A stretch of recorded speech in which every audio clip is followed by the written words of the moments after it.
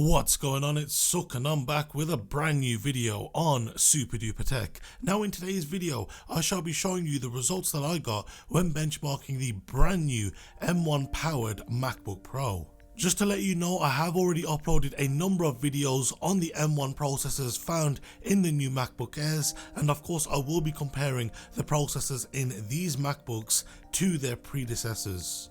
Also, we are on the road to 5,000 subscribers, and if you are new around here, then go ahead and subscribe clicking the bell icon to be notified of when I upload any new videos. But without any further ado, let's hit the titles.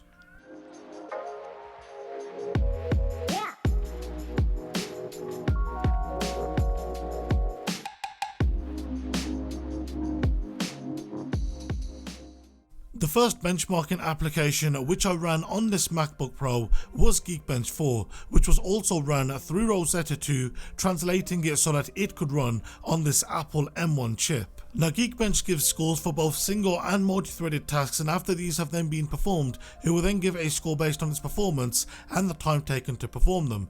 Now with Geekbench 4 running through Rosetta, I got a single core score of 5,739 and a multi-core score of 23,031.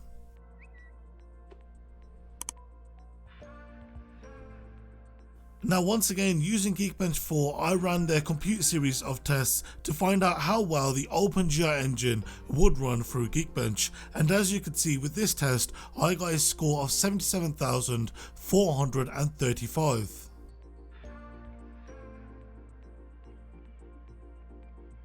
The next test that I ran was once again from Geekbench's compute lineup of tests, this time testing how well the Metal engine ran on this MacBook Pro. Now with this time around, I got a score of 69,837.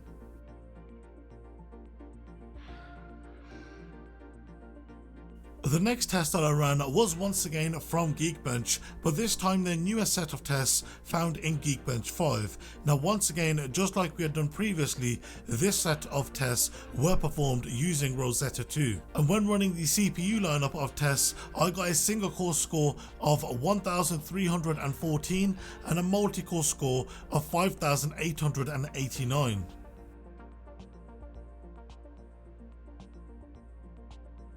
Like I had done previously, I ran the compute test to see how well both the OpenGL and Metal engine ran through Geekbench. Now with this, I got an OpenGL score of 17,096, and when running the Metal series of tests, I got a score of 20,495. So this is where things get a little interesting. I'm now going to run Geekbench 5 native on this MacBook Pro, and you'll notice some fairly captivating results. The first set of tests are designed to be ran on an Intel Mac, and like I'd done previously, I'll give you the scores for the single and multi-threaded tasks, which are based on performance and time taken. Now the scores that I got for the single core side of things was 1,315, and I got multi-core scores of 5,956. Compare that to the 1,314 and 5,889 when running through Rosetta. You'll notice the single core scores are dead on with only 1 point between them, but there is a difference on the multi-core side of things, and when running through Rosetta we actually get higher scores. And I think this is more a testament to how well Apple have optimized Rosetta to run on the Apple Silicon. It's quite incredible what they've been able to do. So of course, when running directly on the M1 through macOS, we can expect much higher scores, and boy are they higher. When ran through macOS, we see single core scores of 1,724 and much higher multi-core scores of 7,607. And considering that this is their first generation of low power silicon, we can only imagine what the future is going to hold for their more higher desktop and professional class machines.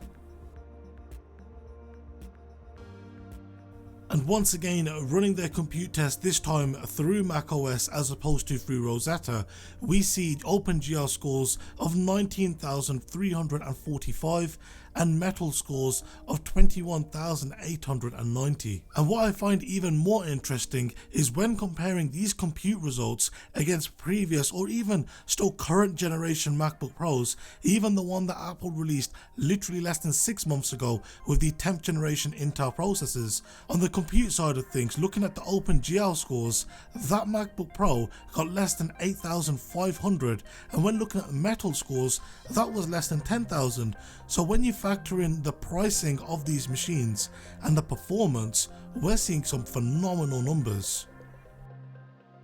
The next benchmarking application which I ran on this MacBook Pro was GFXBench Metal. Now this was run directly through macOS, not needing the support of Rosetta 2. Now GFXBench runs a number of different tests which vary from both higher and lower levels of intensity, and in the interest of saving time I have calculated the average of these results, but of course I will show you each individual result.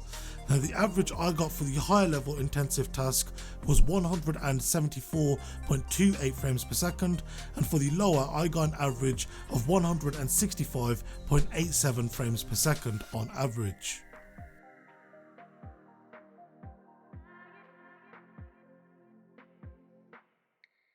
When Apple had shown off these new M1 powered Macs, they mentioned that they would have faster performing SSDs.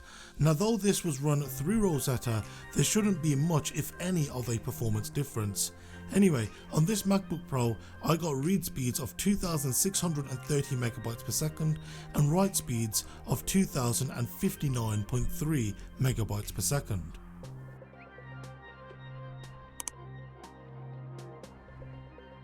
Next up we have NovaBench. Now NovaBench is a good general benchmark as it tests not only the CPU and GPU but also the storage and system memory.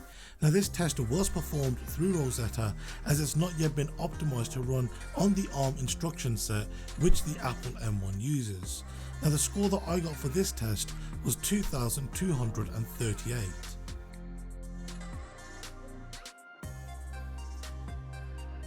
I then chose to perform a basic network speed test which was ran through Rosetta, though this should not make any difference to the results we see.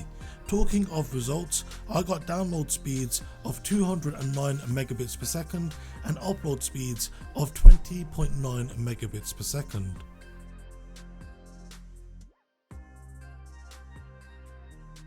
Next I ran CineBench R23. Now CineBench is a good benchmarking program as it tests each individual thread and then gives a score similarly to how Geekbench gives its scores based on time taken to complete a task. It also runs the test for 10 minutes and then runs it again to show the performance of the machine under sustained load. It will then give a ratio showing the performance difference between the single and multi-threaded tasks. Of course, the higher the ratio, the higher the performance of the machine. Now the score that I got for the multi-core side of things was 7,755.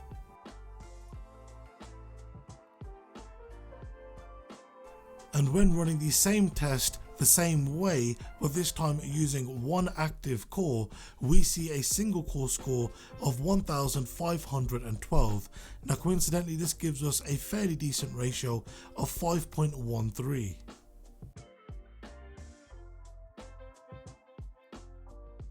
Next, I did a timed export with Final Cut Pro, exporting a 5-minute 24-second video file to H.264 at both Full HD 1920 by 1080 and UHD 4K 3840 by 2160. Now it is worth noting that with this test, I did have background rendering turned off.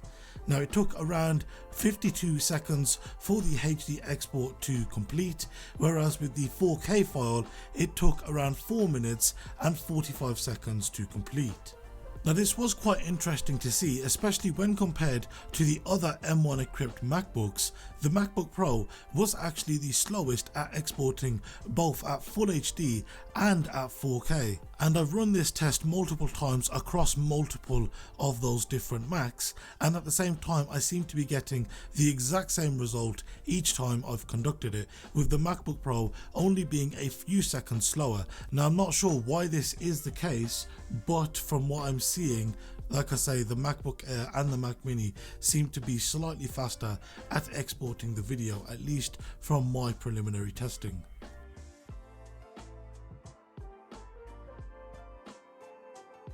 The last series of tests that I performed came from Unigine, the first of these being their Heaven benchmarking test, which is both a heavy CPU and GPU test, which will give a general score on its performance and then an average frame rate for when rendering out a particular scene. Now with this test I got a score of 2073 and an average frame rate of 82.3 frames per second. Once again, from Unigine benchmarking tools, the last test that I performed was their value test, which performs a very similar set of tests that we've seen in the previous one. Now with this I got a score of 3295 and an average frame rate of 78.8 frames per second.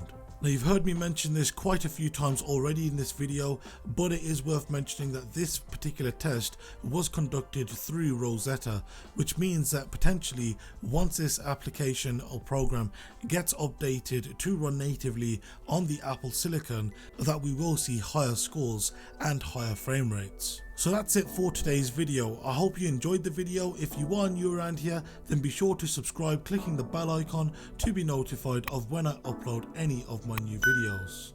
If you have got any questions with anything you've seen in today's video, then be sure to leave them down below in the comment section, or alternatively you can hit me up on my social media platforms, links to which can of course be found down below in the video description. And while you're down there in the video description, I will leave links to where you can purchase this particular MacBook Pro for the cheapest prices currently available. Once again, thank you very much for watching, and I'll see you next time. Have a good one.